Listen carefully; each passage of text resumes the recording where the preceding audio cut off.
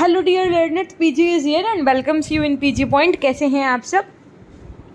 Hope so एकदम बढ़िया होंगे, चुस्त दुरुस्त होंगे। और आज एक बहुत ऑसम मोमेंट हम कह सकते हैं, बहुत ही ऑफुल मोमेंट हम कह सकते हैं, क्योंकि आज इस बुक का यानी कि इससे जो ये आपकी क्या चल रही है यूनिट 4 है ना, उसका आज लास्ट डे। इवन इस पूरी बुक का लास्ट डे, इवन आपके बीएड थर्ड सेमेस्टर की जो थ्योरी मैं पढ़ा रही थी उसका आज लास्ट डे है ना। तो ये एक बहुत अच्छा मोमेंट है कि आप लोगों ने मात्र मैं ये कह सकती हूँ शायद 30 डेज़ में है ना, 30 डेज़ में आप लोगों ने ये कवर कर लिया। 30 दिन तक जिस बच्चे ने कंटिन्यू स्टडी की है हमारे साथ में, तो विश्वास मानिए आप, क्या विश्वास मानिए कि जब आप प्रश्न का उत्तर लिख रहे होंगे, यदि व्याख्यात्मक अगर आपका प्रश्न पत्र आया तो आपको कहीं ना कहीं इन क्लासेस की याद भी आएगी और कहीं ना कहीं आपको ये महसूस होगा कि नहीं, ये हमारे लिए अति उपयोगी साबित हुई है। ठीक, तो आप ये नहीं सोचिएगा कि सिर्फ हम ही क्लास ले रहे थे, ऐसे तो मैम के पास बहुत बच्चे हैं, बहुतों ने क्यों नहीं ली। और एक बात हम आपको ये भी बता दें कि हर बच्चा टॉप नहीं करता ना। अगर सब बच्चे रोज़ पढ़ने लगे, सब बच्चे रेगुलर क्लास अटेंड करने लगे, सब टॉप कहाँ कर, फिर सब टॉप कर जाएंगे ना। और टॉप तो सिर्फ कुछ ही बच्चे करते हैं। तो आप ये सोच के पढ़ाई करो कि भैया हम टॉपर हैं, है ना। तो इसी के साथ में कुछ सेवाएं आपकी जो बच्ची हैं, मतलब कुछ सर्विसेज जो बच्ची हैं आपके परामर्श कार्मिक के अंतर्गत, वो हम आपको करवा रहे होंगे। लेकिन उससे पहले आज हमारी एक रिक्वेस्ट है आपसे कि आज के सेशन में आई वांट कमेंट्स। कमेंट्स का मतलब एक बहुत अच्छे कमेंट्स के रूप में आप हमें मोटिवेट करिएगा कि आपको ये पढ़ करके कैसा लगा और कैसे आपको क्या पता चला कि कैसे 30 दिन में ही हमने कवर कर लिया सब कुछ, है ना। ये सब चीज़ें आपको एक बहुत अच्छा कमेंट जो आपको अच्छा लगे वो दीजिएगा मेरे को, है ना। मुझे आज की क्लास के बाद में आपके कमेंट का इंतज़ार रहेगा। जैसे आप लोग देखते हैं फेयरवेल पार्टी ऑर्गेनाइज करते हैं ना, तो एक बहुत अच्छे से चीज़ों को मैनेज करते हैं। वैसे ही आप ये मान लीजिए कि आपकी इस क्लास का फेयरवेल है ना। हालांकि अभी क्लासेस बन नहीं होंगी, ये जब क्लास आज आपकी ख़त्म हो जाएगी तो मैं आपको आज ही टेलीग्राम पे इन्फॉर्म कर दूंगी कि कल से आपकी इजी नोट की क्लासेस किस समय पे होंगी पेपर 2 की, है ना। तो उसकी आपको टेंशन नहीं लेनी है, आपको बस केवल आज इस सेशन में क्या करना है, कमेंट करना है। लेकिन उससे पहले हम आपको एक ज़रूरी सूचना ये दे दें कि इजी नोट में तो आपको सिर्फ एक क्वेश्चन पेपर मिलेगा प्रीवियस ईयर, 250 से 300 MCQs मिलेंगे, है ना। और यूनिट वाइज नहीं दिया उन्होंने, चैप्टर वाइज दिया है। जो मैंने PDF लॉन्च किए, बहुत बच्चे क्लास के अल्टीमेट तरीके से ले भी चुके हैं, उसमें आपको 600 plus MCQs, 30 long questions, 50 short questions और साथ में 2018 से लेकर के 2021 तक के जितने क्वेश्चन पेपर हैं वो सब, और साथ में आपको एक मॉडल पेपर मिलेगा, साथ में आपको यूनिट वाइज थ्योरी मिलेगी और जितना भी कंटेंट है वो सब यूनिट वाइज ही मिलेगा आपको। इस तरीके से इनको 3 PDF में ऑर्गेनाइज किया गया। ये इतना पूरा कंटेंट आपका ऑलरेडी पीजी पॉइंट ऐप पे अवेलेबल है, तो आज ही इंस्टॉल करें और अभी ही जा कर के ले लीजिए। एग्ज़ाम आपके आएंगे उससे पहले आप उसको आराम से पढ़ लीजिए, ताकि आपके पास समय भी रहे, समय रहते आप उसको चीज़ों को पढ़ भी लो, है ना। तो ये एक छोटी सी जानकारी, और मेरा तो एक आपसे बस यही रिक्वेस्ट है कि ले लीजिए PDF, आप फ़ायदे में रहेंगे, विश्वास मानिए हमारा। और अगर कहीं पेपर थ्योरेटिकल हो गया तो मैं ये चैलेंज करती हूँ कि जो भी हमने आपको लॉन्ग आंसर दिए हैं इस PDF के अंतर्गत, मैं आपको एकदम सेम दिखा दूंगा कि हाँ, ये क्वेश्चन इस टॉपिक से देखो ये सेम पूछा गया है। ठीक, तो अब आप विश्वास ही कर सकते हैं, जैसे फर्स्ट सेमेस्टर में आपने किया था, PDF ली थी और आपका 100% पेपर फंसा था। और ये मत सोचो कि क्या मैम PDF से ही बेड़ा पार होगा। हमने कहा PDF तो लेना ही लेना है, साथ में जो मैं क्लासेस दूंगी ना ये भी करनी है, क्योंकि अब इजी नोट तो हम आपको क्लास में ही कवर करवा देंगे और इसका जो PDF होगा वो आपको टेलीग्राम पे मिलेगा। जो ये वाला PDF है हमारा, ये आपको कहाँ मिलेगा, पीजी पॉइंट एप्लीकेशन पे मिलेगा। तो फटाफट से जाइए और लीजिए PDF बिना कुछ सोचे समझे। मेरा मानना ये है कि भाई आप लोग अगर 1 लाख प्लस का इन्वेस्टमेंट करके एक BEd का कोर्स कर सकते हैं, तो क्या 150 रुपये की PDF अगर आपको खुद के पढ़ने के लिए मिल रही है तो कौन सी बहुत बड़ी चीज़ हो गई, है ना। तो फटाफट से जाइए और PDF लीजिए। और इसी के साथ में शुरू करेंगे आज का सेशन। अगर अभी तक आपने हमें नए हैं और चैनल को सब्सक्राइब नहीं किया तो बिल्कुल सब्सक्राइब करके बेल आइकन प्रेस करिए और अच्छे अच्छे कमेंट्स करिए, लाइक करिए। चैनल आप ही का है, मेरा कुछ नहीं है, सारा योगदान आप ही का है, आपकी ही वजह से हम आज यहाँ पे हैं, है ना। ठीक है भाई, तो नियुक्ति सेवा क्या होती है? सबसे पहले प्लेसमेंट सर्विसेज के विषय में हम बात कर रहे होंगे। तो ये सेवाएं आपकी स्नातक स्तर पर दी जाती है, मतलब ग्रेजुएशन लेवल पर दी जाती हैं। प्लेसमेंट सर्विस का मतलब आपने देखा भैया, बच्चे ने क्या किया, BCA किया, बच्चे ने क्या किया, BBA कर लिया, है ना। उसके बाद ने BTech कर लिया, ये जो भी बच्चे ने प्रोफेशनल कोर्स किया तो क्या होता है, बोलते हैं मेरा तो यार कॉलेज की तरफ से प्लेसमेंट हो गया। कुछ बच्चे होते हैं जो जिनका प्लेसमेंट नहीं हो पाता है, मतलब भैया उनकी जॉब नहीं लगती पाती है। तो वो कुछ होते हैं जो आपने जिनके मुंह से सुना होगा कि भैया अरे वाह आप तो विप्रो में काम कर रहे हो, wow it's nice to hear you, nice to see you here, है ना, ऐसे करके आप बोलते हैं। तो फिर सामने वाला बंदा या बंदी आपसे क्या कहेगी कि अरे मेरा तो यार कॉलेज से ही प्लेसमेंट हो गया था, तेरा कहाँ हुआ ये, तू कहाँ है आजकल, क्या कर रही है। तो ये जो आप शब्द सुनते हैं ना कि मेरा तो कॉलेज से ही प्लेसमेंट हो गया, तो ये प्लेसमेंट शब्द का मतलब होता है नियुक्ति सेवा। ये नियुक्ति सेवा आपको स्नातक स्तर से दी जाती है और कॉलेज की तरफ से दी जाती है। ये छात्र अच्छे रोजगार तथा उसके लाभ से कम परिचित होते हैं। उनको ये सेवाएं अर्थात जानकारी प्रदान करनी होती है कि विद्यालय तथा नौकरी में आने वाली परिस्थितियों में कुशल समायोजन करने में ये सेवाएं महत्वपूर्ण होती हैं। नियुक्ति सेवा परामर्श प्रणाली का एक क्या है, ये अभिन्न अंग है, अभिन्न भाग है। उसके बाद में प्रत्येक छात्र को उसकी रुचि के अनुसार, देखिए एरिया ऑफ इंटरेस्ट के अनुसार, सबसे पहली बात तो इंसान को एक शिक्षा देनी चाहिए। ऐसा नहीं है कि बच्चों का टेक्निकल दिमाग है, उनको बीटेक कराने के बजाय आप उनको जो है बीएड करवा दे रहे हो, तो वो कहाँ से एक मास्टर बन पाएंगे हैं। तो ऐसे में होता क्या है कि जब आप उनके जो उनका इंटरेस्ट है, जो उनका एरिया ऑफ इंटरेस्ट है, उसके हिसाब से आप उनको एजुकेशन देंगे ना, तो वो सीधी सी बात है कि वो आगे चल के वो अपनी व्यावसायिक नियुक्ति अवसरों का लाभ उठा पाएंगे। नियुक्ति दो प्रकार की होती है, एक तो विद्यालय में शैक्षिक नियुक्ति तथा व्यावसायिक नियुक्ति, है ना। उसके बाद में ये सेवाएं आपकी स्नातक, स्नातकोत्तर, है ना, और इनके स्तर पर रोजगार के अवसर तथा उनसे संबंधित सिफारिशें भी सम्मिलित होती हैं। ये सेवा विद्यार्थी को रोजगार प्राप्त करने में सहायता करती हैं। ओबरॉय के अनुसार क्या बताया गया, ओबरॉय के अनुसार बताया गया कि भैया निर्देशन के क्षेत्र में किसी व्यक्ति को आगे प्रशिक्षण में, किसी व्यावसायिक परिस्थिति में या अध्ययन के किसी अलग पाठ्यक्रम में अगला कदम उठाने के लिए सहायता प्रदान करने की ओर संकेत करता है। ठीक, उसके बाद में सेम चीज़ आपका एंड्रयू एवं विली के अनुसार क्या बताया गया, तो एंड्रयू एवं विली के अनुसार बताया गया कि नियुक्ति सेवा से तात्पर्य है कि वे सभी क्रियाएं जो विद्यार्थी को उसके प्रशिक्षण संपूर्ण या आंशिक रूप से अपनाए व्यावसायिक या अतिरिक्त शैक्षिक प्रशिक्षण को चुनने में तथा इसके पश्चात उपयुक्त समायोजन के लिए सहायता की जाती है। सेम चीज़ आप समझिएगा, आपकी जो फ्रॉलिक थे इनके अनुसार क्या बताया गया, नियुक्ति सेवा का संबंध इन्होंने बताया कि विद्यार्थी को अगला कदम उठाने में सहायता करने से, चाहे वो कुछ भी हो। इस प्रकार की नियुक्ति सेवा विद्यार्थी को व्यवसाय प्राप्त करने में सहायता करती है, मतलब एक क्या, बिजनेस। ये पाठ्यक्रम क्रियाओं में विद्यार्थियों को उनके सही स्थान ढूंढने में भी सहायता करती है। नियुक्ति सेवा छात्र की योग्यता एवं व्यक्तित्व संबंधी गुणों के अनुसार उचित स्थान पर नियुक्ति कराई जाए, जिससे कि वो सफलतापूर्वक समायोजित हो सके।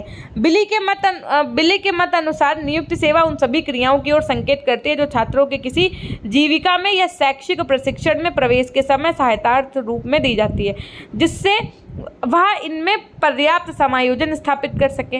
नियुक्ति सेवा के अंतर्गत निम्नलिखित बातें आती हैं। पहला क्या आता है कि भैया नौकरियां, छात्रवृत्तियां, प्रतियोगिताएं, कॉलेज प्रवेश की विधियों आदि से संबंधित जानकारी का संकलन, संगठन तथा अनुसरण छात्रों के द्वारा कराना।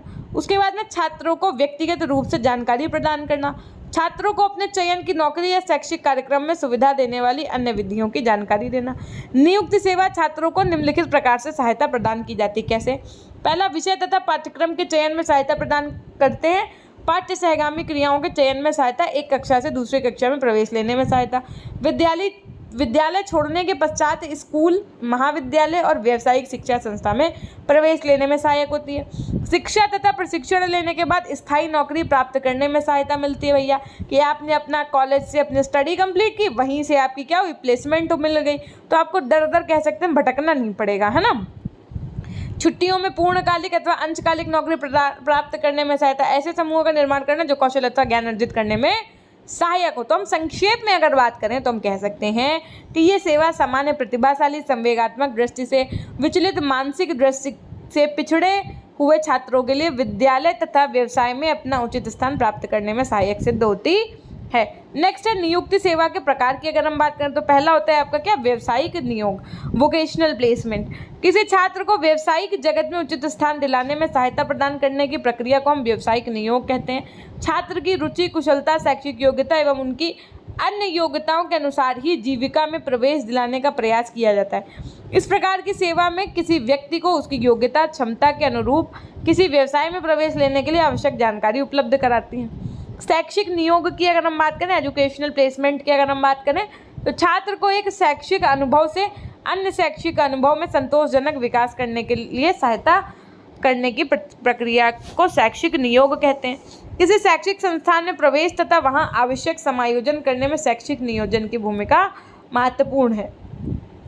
नियुक्ति सेवा के उद्देश्यों की अगर हम बात करें, ऑब्जेक्टिव्स ऑफ प्लेसमेंट सर्विसेज की अगर मैं बात करूं, तो कक्षा में अतिरिक्त अन्य गतिविधियों में भाग लेने के लिए नियोजन सेवाएं प्रोत्साहन प्रदान करती हैं। पूर्णकालिक एवं अंशकालिक व्यवसाय प्राप्त करने में भी ये सहायता प्रदान करती हैं। पसंद की संस्था का नाम रजिस्टर कराने में भी सहायता करती हैं।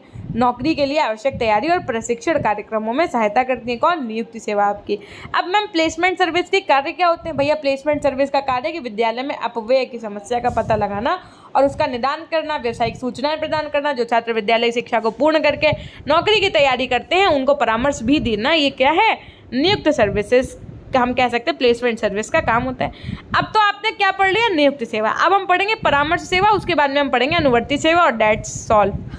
तो हम बात करेंगे परामर्श सेवा की। भैया काउंसलिंग सर्विस क्या होती है? इस सेवा के अंतर्गत व्यक्ति की गरिमा का सम्मान करना तथा वैयक्तिक भिन्नता की पहचान करना सम्मिलित है। ये सेवा आपका व्यक्तिगत परामर्श, परामर्श समूह, घर का दौरा तथा रेफरल द्वारा प्रदान की जाती है। रेफरल का प्रयोग विशेष सलाह या किसी जटिल परिस्थिति में किया जाता है। इस सेवा का उद्देश्य छात्रों में आत्म जागरूकता लाना है, जिससे वे स्वयं के लिए उत्तरदायी बने तथा अपनी व्यक्तिगत समस्याओं का समाधान भी कर सकें। परामर्श बातचीत द्वारा, रेफरल अथवा संचार यानी टेलीफोन द्वारा किया जा सकता है। जो लोग काउंसलर या शिक्षक के पास जाने में संकोच करते हैं उनके लिए सहकर्मी सलाहकारों को उपलब्ध कराया जाता है। परामर्श सेवा निर्देशन सेवा का केंद्र है।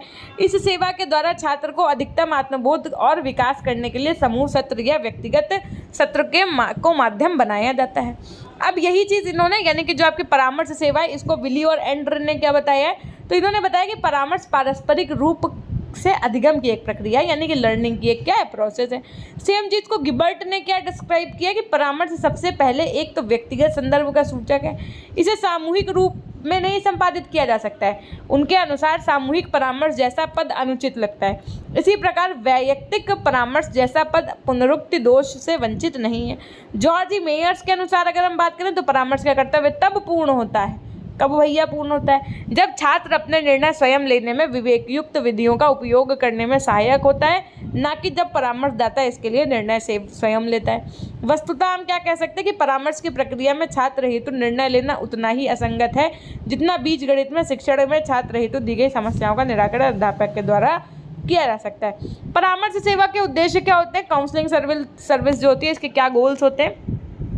तो परामर्श प्रार्थी जो होती हैं इनकी कुछ समस्याएं होती हैं और कुछ आवश्यकताएं होती हैं जिनको वह अकेला बिना किसी सुझाव के पूरा नहीं कर सकता है। इस सेवा का उद्देश्य निम्नलिखित प्रकार से छात्र की सहायता करना होता है, जैसे कि भैया परामर्श प्रार्थी को यह समझाना कि वह क्या कर सकता है और उसे क्या करना चाहिए। दूसरा, परामर्श प्रार्थी के उत्तम गुणों को परिपक्व करना, परामर्श प्रार्थी की कठिनाइयों को विवेकपूर्ण ढंग से दूर करना, स्व आत्मन के आधार पर छात्र अपने निर्णयों और योजनाओं को बनाकर अपने उत्तरदायित्व को पहचाने, छात्र अपने अवसरों एवं चयन को समझकर उनके अनुरूप अपने लक्ष्य की प्राप्ति करें। अब परामर्श सेवाओं का कुछ महत्व है, कुछ इंपॉर्टेंस है, आइए समझते हैं क्या महत्व है। परामर्श व्यक्ति को स्व आकलन की ओर प्रवृत्त करने में सहायक होता है। परामर्श सेवा व्यक्ति में स्वयं को समझने की क्षमता विकसित करता है तथा छात्रों को सही निर्णय लेने में सहयोग करता है। शैक्षिक संस्थानों में विभिन्न पाठ्यक्रमों तथा अनेक व्यवसायों को समझने में छात्रों को सहायता देने हेतु परामर्श सेवा महत्वपूर्ण होती है। एक व्यक्ति दूसरे व्यक्ति की भूमिका का मूल्यांकन कर सके तथा उनमें एम्पैथी के भाव का विकास करने में भी परामर्श सेवा अत्यंत महत्व है। उसके बाद में निर्देशन संबंधी उत्तरदायित्वों के प्रति संवेदनशील बनाने हेतु परामर्श सेवा क्या होती है? आवश्यक होती है। अब लास्ट टॉपिक ऑफ दिस कह सकते हैं सेमेस्टर आपका अनुवर्ती सेवा, फॉलोअप सर्विसेज। क्या होती है आपकी अनुवर्ती सेवा? अनुवर्ती सेवा का गठन किसके लिए किया जाता है? तो छात्रों को विद्यालय, व्यावसायिक प्रशिक्षण कार्यक्रम या जीविका में उत्तम समायोजन कार्यक्रम में सहायता प्रदान करने के लिए आवश्यक सूचनाएं प्रदान करने की दृष्टि से किया जाता है। नियुक्ति सेवा के मूल्यांकन में अनुगामी सेवा महत्वपूर्ण योगदान देती है। अनुवर्ती सेवा के को निर्देशन कार्यक्रम जो आपको मिलाना चाहिए वह भली भांति नहीं मिल रहा है। अगर हम रोइबर, स्मिथ तथा एरिक्सन के अनुसार अगर हम बात करें तो अनुवर्तन सेवा समिति का संबंध विद्यार्थियों के साथ स्कूल तथा स्कूल छोड़ने के पश्चात घटित होने वाली घटनाओं के साथ होता है। ये अनुवर्तन सेवा समिति विद्यार्थियों के पूर्ण या उनके शैक्षिक कार्यक्रम में किसी भाग की उन्नति में रुचि रखती है। उसके बाद में हम आपको बता दें अनुवर्ती सेवा के क्या प्रकार होते हैं। तो पहला होता है आपका शिक्षा पूर्ण करने से पूर्व विद्यालय छोड़ने वाले छात्रों की अनुवर्ती सेवाएं। विद्यालयों की अपव्यय की समस्या गंभीर हो गई है, अतः अनुवर्ती सेवाओं का उपयोग अत्यधिक महत्वपूर्ण हो गया। परामर्शदाताओं द्वारा इन छात्रों व उनके अभिभावकों से संपर्क कर उन कारणों का पता लगाना चाहिए जिसके कारण वे अपनी शिक्षा पूरी नहीं कर सकते। देखिए, अब बच्चे बीच में ही अपनी स्टडीज छोड़ देते हैं ना, ये उनके लिए शिक्षा पूर्ण करके विद्यालय छोड़ने वाले विद्यार्थी कुछ बच्चे। अब भाई देखिए, हम्फ्रीज तथा ट्रेक्सलर ने भूतपूर्व छात्रों को अनुवर्ती सेवा प्रदान करने में निम्नलिखित महत्व बताया। पहला कि भूतपूर्व छात्रों की उपलब्धियां एवं उनकी स्थिति की समीक्षा करने से प्रशिक्षण और उसके उपयोग के संबंध में जानकारी प्राप्त की जा सकती है। भूतपूर्व छात्रों से सूचनाएं भूतपूर्व जो छात्र हैं इनसे प्राप्त जो सूचनाएं हैं इनसे विद्यालय की शिक्षा एवं प्रशिक्षण के बारे में पता लगाया जा सकता है। विद्यालय में अध्ययन कर रहे जो छात्रों के लिए अनुवर्ती सेवा है, इससे हम कह सकते हैं परामर्शदाता के द्वारा तैयार की गई योजना पर छात्रों ने कितना अमल किया है, इसका उनका वर्तमान में समायोजन किस प्रकार का है आदि प्रश्नों के उत्तर हमें अनुवर्ती सेवाओं द्वारा क्या होते हैं, प्राप्त होते हैं। अब अनुवर्तन सेवा की क्या विधियां होती हैं? सबसे पहले होती है फॉलो अप सर्विसेज में। अगर हम टेक्निक्स की बात करें तो one of the first technique is yours questionnaire, यानी कि प्रश्नावली। एक साथ आपको बहुत सारे छात्रों को सेवा प्रदान करने के लिए प्रश्नावली विधि का उपयोग किया जाता है। इसको बनाते समय ये ध्यान रखना चाहिए कि प्रश्नावली संक्षिप्त हो और उसमें अधिक लिखने की आवश्यकता ना पड़े। प्रश्न क्लिष्ट नहीं होना चाहिए तथा प्रश्नावली छोटी नहीं होनी चाहिए। उसके बाद में चेकलिस्ट। इस विधि में कथन अथवा प्रश्नों के सामने संभावित हल दिए होते हैं और पुराने प्रार्थी अथवा छात्र उन पर चिन्ह लगाते। सामान्यतः चेकलिस्ट भरने में सुविधाजनक होती है। साक्षात्कार विधि यानी कि इंटरव्यू मेथड। अनुवर्ती सूचनाओं को प्राप्त करने की एक महत्वपूर्ण विधि आपकी साक्षात्कार विधि है, जिसे आप इंटरव्यू मेथड कह सकते हैं। ये विधि सामूहिक अथवा व्यक्तिगत तौर पर, चाहे आप ग्रुप में इंटरव्यू ले लीजिए, चाहे आप एक एक बच्चे का ले लीजिए इंटरव्यू, है ना, तो हम कह सकते हैं सामूहिक और व्यक्तिगत तौर पर प्रयोग की जा सकती है और इसके आधार पर पाठ्यक्रम में सुधार भी किया जा सकता है। करस्पॉन्डेंस करने क्या, पत्र व्यवहार। जब किसी छात्र से निजी तौर पर बातचीत नहीं हो पाती या छात्र केवल लिखित रूप में प्रतिक्रिया अभिव्यक्त करता है तो ऐसी स्थिति में पत्र व्यवहार आपका विधि का प्रयोग किया जाता है। सर्वेक्षण यानी सर्वे की अगर हम बात करें तो सर्वेक्षण विधि के अंतर्गत निम्न कार्य किए जाते हैं, जैसे उन विद्यार्थियों का सर्वेक्षण करना जो अभी विद्यालय में है, स्कूल को छोड़ने वाले विद्यार्थियों का सर्वेक्षण। ये सर्वेक्षण दो प्रकार के समूहों का होता है। पहला स्कूल छोड़ने वाले छात्रों का सर्वेक्षण करना और दूसरा उन छात्रों का सर्वेक्षण जो स्कूल की पूर्ण शिक्षा समाप्त करके जाते हैं। विद्यार्थियों के साथ समूह सम्मेलन का सर्वेक्षण करना, अध्यापक वर्ग के लिए सम्मेलन का सर्वेक्षण करना और कार्यशालाओं का सर्वेक्षण करना। उसके बाद अनुवर्ती सेवा के क्या उद्देश्य होते हैं, क्या गोल्स होते हैं एक फॉलो अप सर्विसेज के। पहला तो ये होता है कि भैया विभिन्न पाठ्य सहगामी क्रियाएं कक्षाओं तथा पाठ्य विषयों में छात्रों की प्रगति एवं स्तर को निश्चित करना। दूसरा है आपका व्यक्ति ने जिस जीविका का चयन किया है वह उसमें संतुष्ट है अथवा नहीं, है ना। देखो एक बात बताना, इसकी लैंग्वेज इतनी ईजी है कि अगर आप मेरे को सिर्फ ध्यान से सुनेंगे ना तो भी आप चीज़ों को बहुत आसानी से समझ सकते हैं। और अगर एक बार आप चीज़ों को आसानी से समझ गए ना फिर तो लिखते समय आपके टेक्निकल ये जो शब्दों का मैं प्रयोग कर रही हूँ ना ये आपके दिमाग में आएंगे जब आप लिख रहे होंगे। तो एक बार फटाफट से भाई ये सेशन को शेयर कर दीजिए और लाइक कर दीजिए अगर अभी तक नहीं किया है तो। अग्रिम शिक्षा प्रशिक्षण प्राप्त करने वाले प्रार्थियों को प्रगति का पता लगाना एवं असंतोषजनक होने पर उन्हें सहायता देना। अनुवर्ती आंकड़ों के आधार पर निर्देशन कार्यक्रमों की त्रुटियों को ज्ञात करना। जीविका में प्रवेश करने वाले प्रार्थियों के जीविका स्तर एवं प्रगति को निश्चित करना।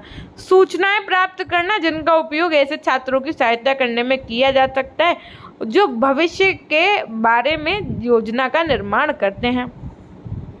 प्रार्थियों को उनके व्यावसायिक लक्ष्यों के संभावित परिवर्तन और सुधार के लिए सुझाव देना। अनुवर्ती सेवा के क्या महत्व होते हैं इनको समझिए भाई। पहला है निर्देशन सेवा में सुधार हेतु अनुवर्ती सेवाओं की महत्वपूर्ण भूमिका। अध्यापक को उपयोगी सूचना देने के लिए अनुवर्ती सेवाओं सहायक होती हैं। नियोजन सेवा के मूल्यांकन के माध्यम से नियोजन कार्य में सुधार लाया जा सकता है। अनुवर्तन सेवा द्वारा विद्यार्थियों की अधूरी शिक्षा छोड़े जाने पर कारणों का पता लगाया जा सकता है और उनके विकास में बाधक तत्वों को दूर किया जा सकता है। विद्यार्थियों के लिए भावी अवसरों की जानकारी होने से शैक्षिक पाठ्यक्रमों में वांछनीय परिवर्तन किया जा सकता है। अनुवर्ती सेवा के माध्यम से व्यक्ति या विद्यार्थियों के शैक्षिक, व्यावसायिक एवं व्यक्तिगत समायोजन के बारे में जानकारी प्राप्त होती है और पूर्व विद्यार्थियों के संपर्क के द्वारा जो उनसे सूचनाएं हम लोगों को जो इन्फॉर्मेशन मिली होती है ना, और उसको हम लोग क्या कर सकते हैं, इकट्ठा कर सकते हैं और उनकी सूचनाएं जो प्रदान की जा सकती हैं ना, ये हो सकता है आपका फॉलोअप सर्विसेज का काम। अब देखो यहाँ से तो हमने आपको लगभग 30 क्लास के माध्यम से कितनी यूनिट्स, यूनिट 1 समझिएगा बात को, 2, 3 और 4 पूरी कवर करवा दी हैं। भलाई उसी में है जो बच्चे ये सारी यूनिट को चाहे रो के, चाहे हंस के, चाहे गा के, चाहे जैसे समझ ले और पढ़ ले। ठीक है, यहाँ से तो आपकी यूनिट 4 कंप्लीट हो गई। कल से मैम क्या करवाएंगे, हमने कहा कल से छुट्टी, टाटा बाय बाय। आपके पास 2 ऑप्शन है, या तो आप आज कमेंट कर देना तो हम आपसे बाय बाय कर लेंगे, है ना, हमेशा के लिए टाटा बाय बाय। ये मेरे लिए भी एक बहुत अच्छी बात हो जाएगी कि भाई पढ़ाना नहीं पड़ेगा। हाँ, और दूसरी चीज़ आपके पास दूसरा ऑप्शन ये है कि हम आपकी इजी नोट से क्लासेस शुरू कर दें, या आप कह दो सकते हो कि मैम 10 दिन रुक जाओ फिर शुरू करो। जैसा आप बताओगे मैं वैसा कर दूंगी, लेकिन उसके लिए आज की क्लास के बाद मेरे को आपके कमेंट प्यारे प्यारे ज़रूर चाहिए, क्योंकि एक बहुत मेजर पोर्शन आप अपने 3rd सेमेस्टर का हंसते खेलते कंप्लीट कर चुके हो, जिसका एहसास आपको भी नहीं हुआ होगा। ठीक है भाई, तो मेरी आपसे फिर से एक रिक्वेस्ट समझ लीजिए, रिक्वेस्ट ही कह सकते हैं क्योंकि ऑर्डर तो हम आपको दे नहीं सकते, आप खुद इतने बड़े होंगे। तो भैया रिक्वेस्ट हमारी ये है कि पीडीएफ आपकी पेपर 2 की लॉन्च हो चुकी है। इट्स माय हम्बल रिक्वेस्ट कि आप उसको ले लीजिए।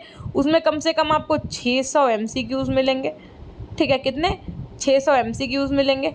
लॉन्ग आंसर 30, शॉर्ट आंसर 50, 2018 से लेकर के 2021 तक के पेपर प्लस एक मॉडल पेपर मिलेगा, और ये सब कुछ यूनिट वाइज मिलेगा। साथ में 4 यूनिट की आपकी लगातार थ्योरी मिलेगी, जिनसे आप शॉर्ट और लॉन्ग क्वेश्चंस को सॉल्व कर पाएंगे। ठीक, ये थी हमारी एक पीडीएफ की पूरी कहानी। अगर आप चाहते हैं कि पीडीएफ ले लें तो उसके लिए आप पीजी पॉइंट ऐप अगर इंस्टॉल कर चुके हैं तो वेल एंड गुड। नहीं जानते पीजी पॉइंट ऐप क्या है तो प्ले स्टोर पर जाइए, पीजी पॉइंट सर्च करिए, ऐप मिल जाएगा, वहाँ से उसको इंस्टॉल करिए। और क्या करेंगे आप, पीजी पॉइंट ऐप को इंस्टॉल करने के बाद में वहाँ पर पीजी पॉइंट रेफरल कोड डाल के ले सकते हैं पीडीएफ। यदि पीडीएफ लेने में कोई दिक्कत आती है, पेमेंट का ऑप्शन नहीं मिल रहा है, तो क्या कर सकते हैं आप, हमें इंस्टाग्राम आईडी हमारी पीजी पॉइंट ऑफिशियल के नाम से आप हमसे वहाँ पर संपर्क कर सकते हैं। ठीक, तो ये थी एक छोटी सी जानकारी। कल से अगर आपको इजी नोट की क्लास चाहिए तो आप हमें क्या कर सकते हैं, मैसेज कर सकते हैं, कमेंट सेक्शन में कमेंट करके बता सकते हैं, और हमारे टेलीग्राम चैनल पीजी पॉइंट से जुड़ जाइए। क्योंकि अब जो क्लासेस की पीडीएफ होंगी वो एक आध हम आपको वहाँ भी दे दिया करेंगे और ऐप पे तो करवा ही देंगे अपलोड। तो ये थी एक छोटी सी जानकारी। मिलते हैं हम आपसे नेक्स्ट क्लास के माध्यम से, तब तक के लिए अपना ध्यान रखिएगा। हमेशा को एक बार फटाफट से लिख दो भैया अपनों के लिए। हाँ जी, तो हमेशा खुश रहिए, मुस्कुराते रहिए, कभी अपने लिए तो कभी अपनों के लिए। Till then take care, bye bye, love you all, love you my dear class.